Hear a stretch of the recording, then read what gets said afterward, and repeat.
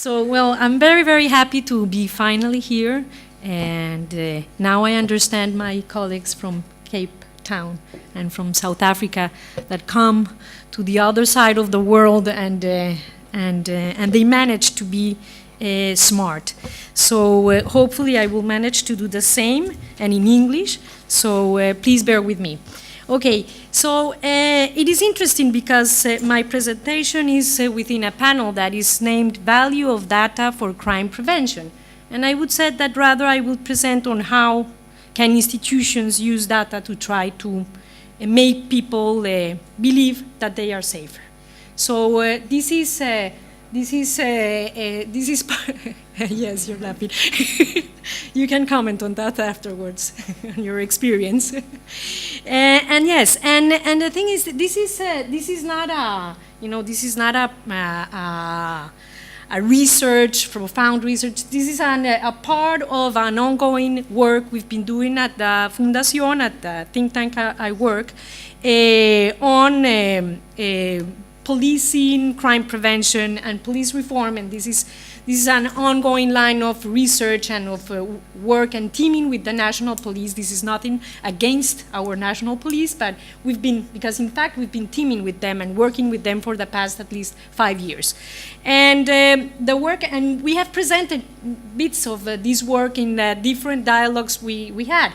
In our dialogue in Rio, we presented on how we were going on the implementation of this new police strategy and on how this new police strategy became part of their doctrine and how this was changing. In our second presentation in Mexico, we were very happy because the outcomes were interesting on how they were beginning to use and how sophisticated they were becoming using their data to plan policing in hotspots. And now I'm going to present what happened. And hopefully this is not going to be a long-term trend, but this happens when politicians need to change a little bit the feeling, the safety feelings of the people. So, okay, so how do I, is this one? Just touch down there. Here? Okay. Okay, I'm going to talk about two interventions, quick fix interventions. The first one took place in April 2013. President Santos launched a crackdown on 24 drug dealing hotspots in 20 cities in 60 days. In 60 days, they were going to change the reality in these hotspots, drug dealing places. Easy.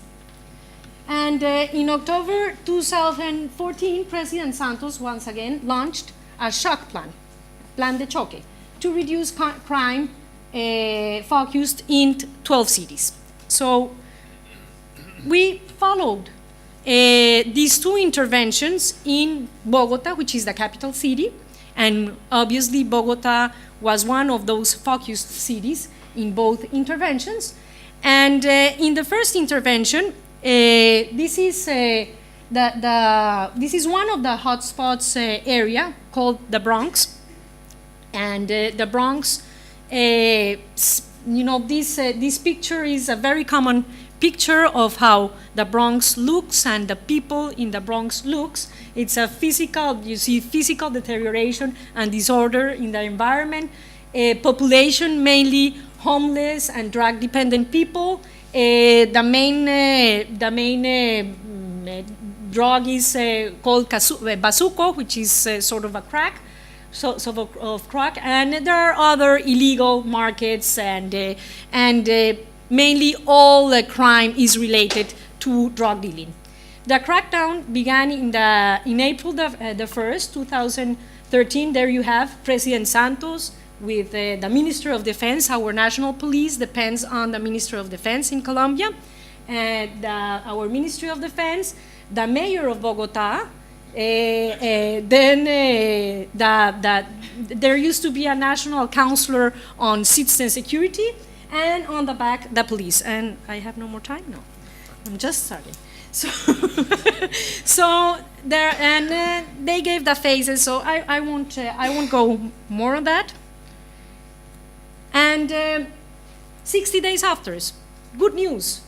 Those were the news that the police gave. I just brought some of them. It's in Spanish, but I think you can manage to read the headings. And then this is the police reports to the president. This was the report that the police gave to the president after 60 days of crackdowns in the ollas. They are called ollas, these areas. So I won't read that, but these were the results. And apparently, with those results, they achieved to disappear 90% of these areas in 60 days. Okay. So we at the FIP is my organization.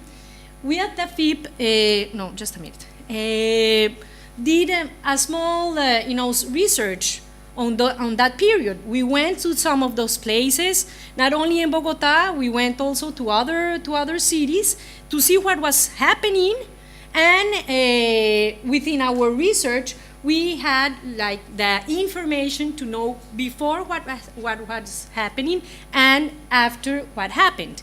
So this is the map of before. This is Bogota, and before, it was the places, the drug dealing hotspots are concentrated in the green spots, very concentrated, and the seizures were around 1,500 kilos of drugs seized during 2 months before the crackdown.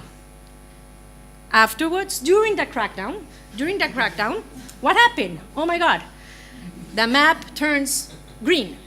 So this is how how it atomized all over the city, and puzzling enough is that the seizures dropped to 500 kilos. We don't know why. This is during the crackdown. So for us, the result is easy: displacement, not reduction, huge displacement, and many puzzling questions. Many puzzling questions. Of course, why? The first question of all is, why are the seizures coming down if they were supposed to go up? And is this atomization? As for our ground research, what we found is that many of the drug smugglers changed the way they were smuggling.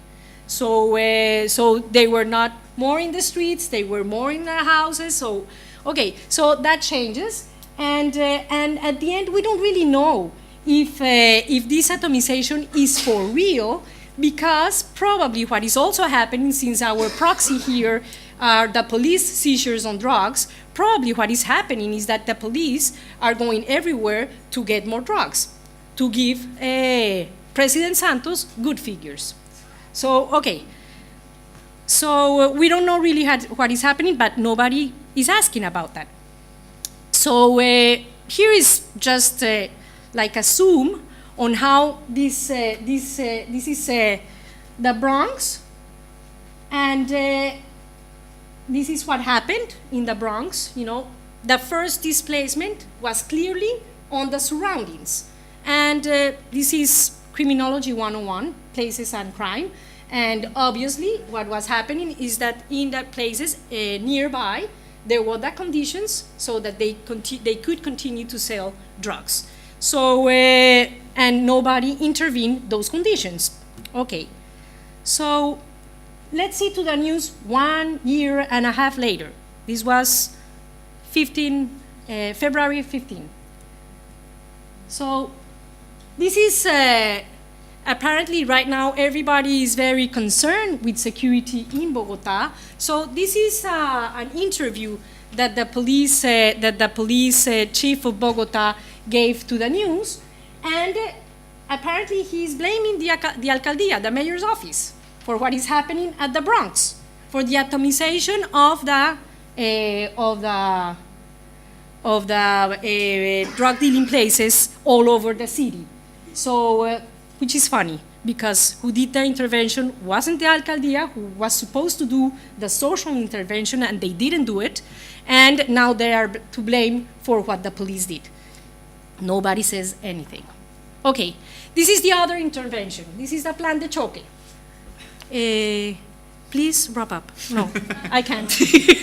No, just 2 minutes now. This is the only 2 more. So this is the other intervention, and this one began on October 15.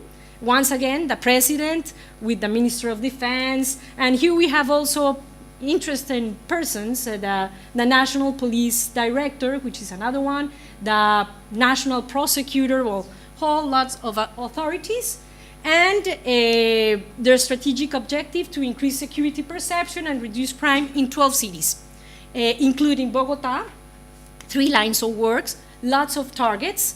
You see, increase the number of arrests and seizures, break up gangs. This is not controlled arms smuggling, it's contraband and illegal mining, which doesn't take place in the cities. So I don't know why they were there, but they were part of the strategy, or what they wanted to focus. But finally, we find something that was very interesting for us, that is that the president said in this, that they were going to focus their intervention on recently identified hotspots where crime has been historically concentrated. And that was very, we were very fond of our work, because we were working with the police on that for the past 2 years at least. So finally we thought, yes, this is going to happen, and we went to Mexico, and I believe Patricia presented on that. I'm going, just finish it. So what happened with, and once again, this is a picture only of Bogota. We are not working yet with the other. Well, we're working on the other cities, but only by now with Bogota, because otherwise it will take too long. And by the way, we still are having trouble getting to the data. Okay, so this is what the police reported at the end of the year. Yes. Yes, the homicides, yes, they increased, but not that much. No.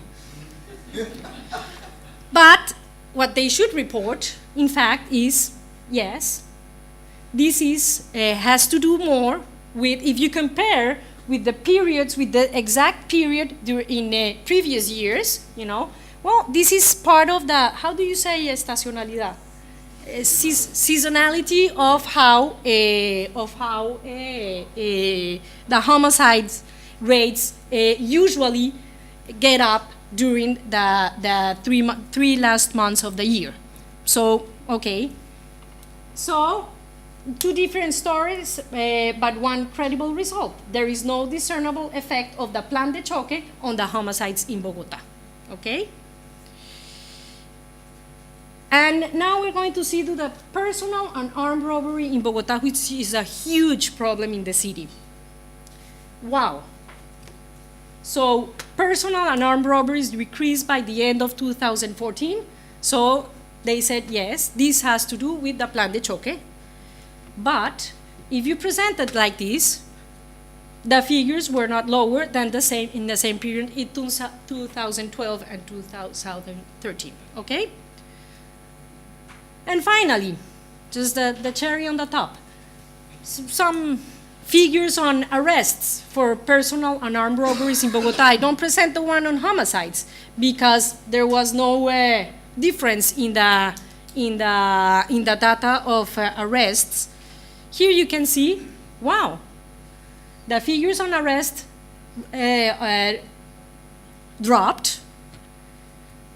Part of it has to do probably with the season, well, I don't know how to say that word, but you know exactly what I'm saying. And incredibly or not, is that they drop, like, they present the figures, the police present these figures, and they don't have any thoughts of what can be happening. So I think I did my point. Okay. Thank you. I'm really sorry for that time. You know, you were.